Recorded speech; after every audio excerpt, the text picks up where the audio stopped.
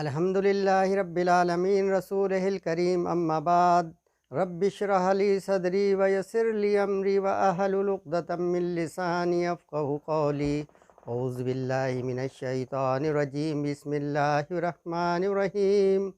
قل بفضل اللہ رحمتہ فبذالک فلیفرحوا ھو خیر مما یجمعون۔ یہ صرف اللہ کا فضل اور اس کی رحمت ہے کہ یہ نعمت تمہیں نصیب ہوئی، بس یہ وہ چیز ہے جس پر لوگوں کو چاہیے کہ خوشیاں منائیں۔ جتنی بھی چیزیں دنیا میں لوگ سمیٹتے ہیں، قرآن کی نعمت اس سب سے زیادہ بہتر اور قیمتی ہے۔ محترم حضرات، آج یہ استقبال رمضان کے تعلق سے عنقریب ہی رمضان کا مہینہ آنے والا ہے، سائے فگن ہونے والا ہے، رحمتوں اور برکتوں کا مہینہ آنے والا ہے۔ اس تعلق سے میں آپ کے سامنے کچھ بات رکھنا چاہتا ہوں، اور وہ موضوع جو دبا ہوا موضوع ہوتا ہے اس موضوع پہ بات کروں گا۔ الحمدللہ رب العالمین رسولہ الکریم اما بعد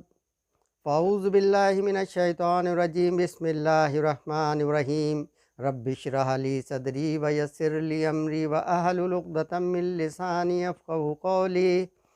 قل بفضل اللہ وبرحمتہ فبذالک فلیفرحوا ھو خیر مما یجمعون۔ یہ صرف اللہ کا فضل اور اس کی رحمت ہے کہ یہ نعمت تمہیں نصیب ہوئی، بس یہ وہ چیز ہے جس پر لوگوں کو چاہیے کہ خوشیاں منائیں۔ جتنی بھی چیزیں دنیا میں لوگ سمیٹتے ہیں، قرآن مجید سب سے زیادہ قیمتی اور عزیز چیز ہے، بہترین چیز ہے، بہتر چیز ہے۔ محترم حضرات، یہ جو میں نے قرآن مجید کے بھی آپ کے سامنے جو تلاوت کی ہے، اس کا جو ترجمہ میں نے پیش کیا ہے، یہ سورہ یوسف ہے، سورہ نمبر 10 آیت نمبر 58، جس کی میں نے آپ کے سامنے تلاوت کی اور ترجمہ پیش کیا۔ یہ ہمیں بتاتی ہے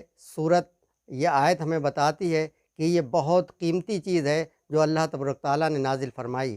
ہم یہ دیکھتے ہیں کہ جس وقت آج سے 1450 سال پہلے حضرت محمد صلی اللہ علیہ وسلم اس دنیا میں تشریف لائے، اور دنیا ظلمت میں پھنسی ہوئی تھی، لوگ ایک دوسرے پر آپس میں ظلم کر رہے تھے، بیٹیوں کو دفن کیا جا رہا تھا، اندھیری تاریکی راتیں تھیں، اور ایسی کہ انسانیت کرہا رہی تھی، انسانیت کے نام پر لوٹ کھسوٹ ہو رہی تھی، لوگ دھوکے دے رہے تھے، ظلم و زیادتی ہو رہی تھی، مظلوموں کو قتل کیا جا رہا تھا، غلاموں کو پر ظلم کیے جا رہے تھے۔ اس وقت اللہ تبارک تعالیٰ نے اس قیمتی چیز کو نازل فرمایا، حضرت محمد صلی اللہ علیہ وسلم کو اس دنیا میں بھیجا اور قرآن مجید نازل فرمایا۔ محترم حضرات، یہ وہ عظیم چیز ہے، قرآن مجید کا عظیم یہ نسخہ، یہ دستور حیات اللہ تبارک تعالیٰ نے جو انسانوں کو بخشا ہے، یہ بہت عظیم چیز ہے۔ ہم اسی چیز سے اگر ہم دنیا میں رہ کر کے اور اس کے اوپر چل کر کے، اس کے اوپر عمل کر کے، ہم دنیا میں امن قائم کر سکتے ہیں، اخوت و محبت قائم کر سکتے ہیں، بھائی چارہ پیدا کر سکتے ہیں، اس دنیا کو امن قائم کر سکتے ہیں، اور تمام وہ برائیاں جو دنیا کے اندر ہیں اس کو ہم ختم کر سکتے ہیں۔ اسی کے لیے یہ قرآن مجید نازل ہوا، اور اس کی عظمت اور اس کی بلندی کے لیے اللہ تبارک تعالیٰ نے رمضان کے مہینے کو چنا۔ رمضان کے روزے جو ہم رکھتے ہیں، ہم اس کا اللہ تبارک تعالیٰ کا نزول قرآن کا شکر ادا کرتے ہیں۔ نزول قرآن کے شکر کی وجہ سے ہم روزے رکھتے ہیں، اور روزے رکھ کر کے ہم پاکی کا عہد کرتے ہیں، ایمان کا عہد کرتے ہیں، اللہ کے حاضر ناظر ہونے کا عہد کرتے ہیں، اور تمام برائیوں کو مٹانے کا ہم عہد کرتے ہیں۔ ہم نمازیں پڑھتے ہیں، ہم روزے رکھتے ہیں، قیام لیل کرتے ہیں، اور تہجد کی نمازیں پڑھتے ہیں، اور بہت سی چیزوں کو ہم بہت زیادہ نیک کام کرتے ہیں، یتیموں کی مدد کرتے ہیں، مظلوموں کی مدد کرتے ہیں، بیواؤں کی مدد کرتے ہیں، غریبوں کی مدد کرتے ہیں، اور ہم تمام طریقے سے اپنے آپ کو نیکی کے کاموں میں لگا دیتے ہیں۔ محترم حضرات، یہ ایک عظیم چیز ہے جو اللہ تبارک تعالیٰ نے نبی کریم صلی اللہ علیہ وسلم پہ نازل فرمائی ہے اور ہم کو عطا فرمائی ہے۔ یہ رمضان المبارک کا مہینہ قرآن مجید کا مہینہ سے منسوب کر دیا گیا ہے، اور اس مہینے میں ہم اللہ تبارک تعالیٰ کا شکر و احسان کرتے ہیں۔ ہم دنیا میں دیکھتے ہیں کہ جتنی بھی چیزیں دنیا میں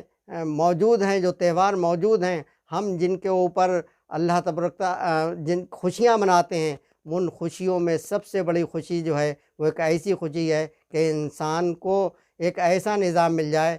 جس میں امن ہو، احترام ہو، مساوات ہو، اخوت ہو، محبت ہو، تو ایسا نظام مل جائے۔ آپ دیکھیں گے کہ عیسائی جو ہیں وہ اپنی عید مناتے ہیں، خوشی مناتے ہیں۔ وہ عیسیٰ علیہ السلام کو جس دن صلیب پہ چڑھایا گیا اور جس دن آپ کی پیدائش ہوئی اس دن کو عید مناتے ہیں۔ یہودی اس دن کو عید مناتے ہیں جس دن فرعون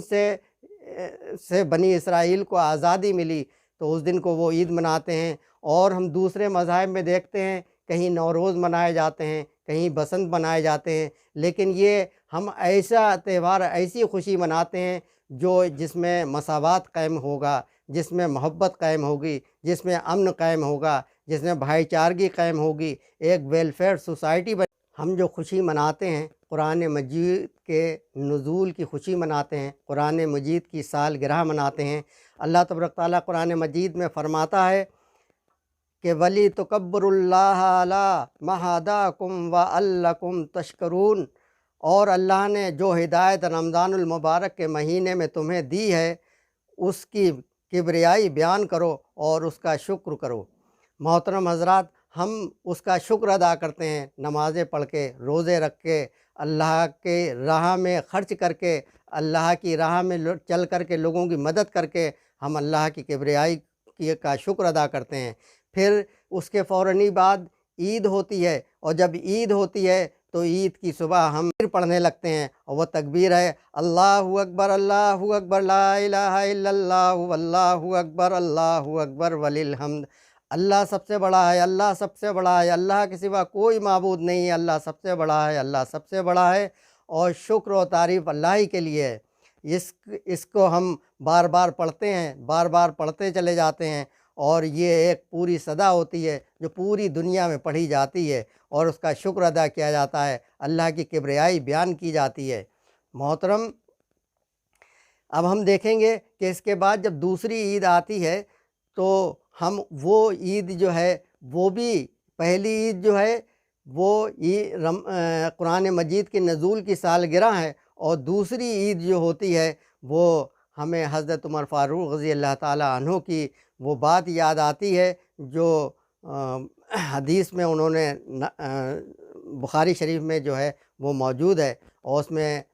بتاتے ہیں کہ جب ایک یہودی سے ملاقات ہوئی تو اس نے کہا کہ اگر فلانی آیت میرے یہاں نازل ہوتی تو میں اس کو عید کا دن منا لیتا، عید کا دن منا لیتا۔ حضرت عمر فاروق رضی اللہ تعالیٰ عنہ نے پوچھا وہ کون سی آیت ہے؟ تو کہا الیوم اکملت لکم دینکم واتممت علیکم نعمتی ورضیت لکم الاسلام دینا۔ آج میں نے تمہارے دین کو تمہارے لیے مکمل کر دیا ہے، اور اپنی نعمتیں تم پر تمام کر دی ہیں، اور تمہارے اسلام کو تمہارے دین کی حیثیت سے قبول کر لیا ہے۔ حضرت عمر فاروق رضی اللہ تعالیٰ عنہ نے اس کے اوپر غور کیا تو انہیں یہ پوری طریقے سے یہ بات یاد آ گئی کہ یہ آیت جو ہے کس وقت نازل ہوئی تھی۔ حضرت عمر فاروق رضی اللہ تعالیٰ عنہ فرماتے ہیں کہ جس وقت یہ نازل ہوئی تھی اس وقت نبی کریم صلی اللہ علیہ وسلم کہاں موجود تھے؟ بتاتے ہیں حضرت عمر فاروق رضی اللہ تعالیٰ عنہ نے بتایا کہ یہ عرفات کا میدان تھا، حج کا دن تھا، عید قربان سے ایک دن پہلے اللہ تعالیٰ نے اس آیت کو نازل فرمایا۔ اور غور کیا جائے تو ہمیں پہلی عید